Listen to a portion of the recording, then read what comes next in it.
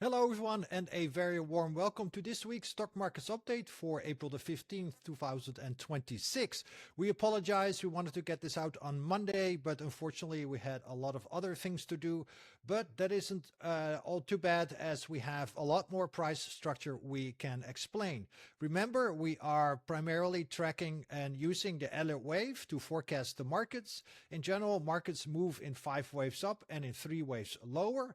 Currently, we believe the stock market is in a B wave, which can be irregular, which means that the B wave makes a new all-time high. That tends to happen quite often in 4th waves. So this is our chart from last week, the weekly chart, and we had a B wave high at around 7,100. Now remember, the 3rd wave didn't really reach its full potential, which is the 138.2% at 71.21. So that means that we, for example, can get a B wave that will reach that high. That is not out of the ordinary. By the way, we're getting close to our April turn dates, which I will show you at the end of this short webcast. And that is based on seasonality and the pi turn date from Armstrong's model. So far, so good. We were looking for 7,000 plus.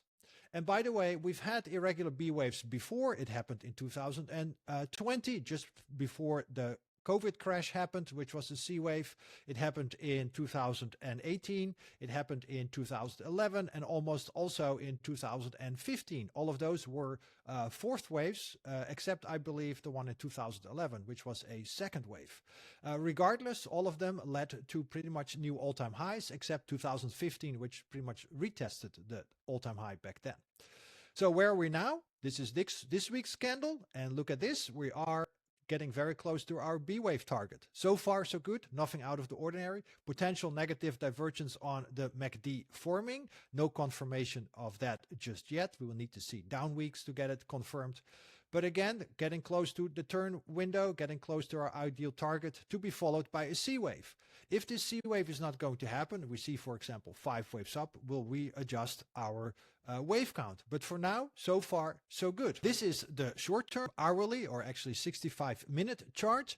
And you can see we believe the index is now in a final 5th wave of a C wave to complete the B wave. Here we have wave A from late March into early April, and we have a very hard time counting this as a 5-wave first wave, so we keep the A, B, and C label.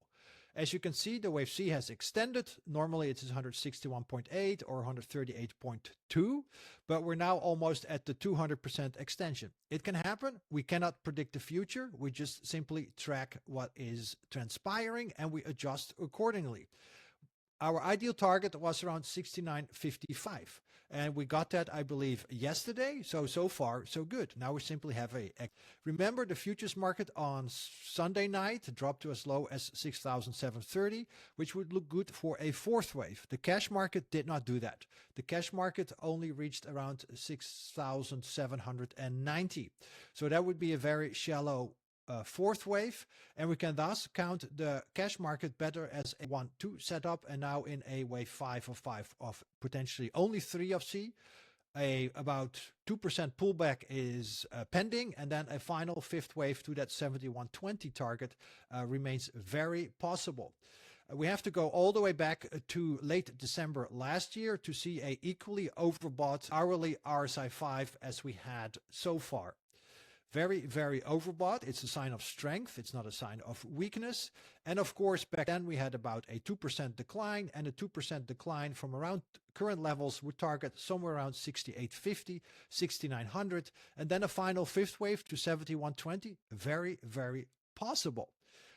Of course, this can also be a new impulse higher. If that is the case, we will adjust accordingly. But then we still see probably gap fill here at around 6,600 for a 2nd wave before the next bull run starts. Plenty of time to change our mind if necessary. Last but not least, we wanted to show the midterm election year seasonality. This is all the seasonal dates from the beginning of this year till now, and the market has followed the highs and the lows at around 75% of the time. We had a low due on March the 30th. We got a low at around March 30th once again. So then a strong rally into April 18, which is coming up real soon. Friday is April 17, and the market might as well top out by then. So we had a high due at around April 10. We got a high on April 9. We had a low due on April 11th. We got a low on April 10th, meaning just a lower close, okay, compared to the day before. That's exactly what we got. The market missed the April 5, 6, 7 time frame. That didn't happen. So it doesn't follow it exactly to the T, but so far 75% of the time. Now let's see if it's going to top out at around April the 18th. And again, the Pi Armstrong turn date is at around April 22, 28 as well. So that comes very close. So we believe that the rally is nearing its end. We have no signs of a top being in place just yet, but timing and price structure wise, we should be done pretty soon. Take care, trade safe, and we'll see you all next week.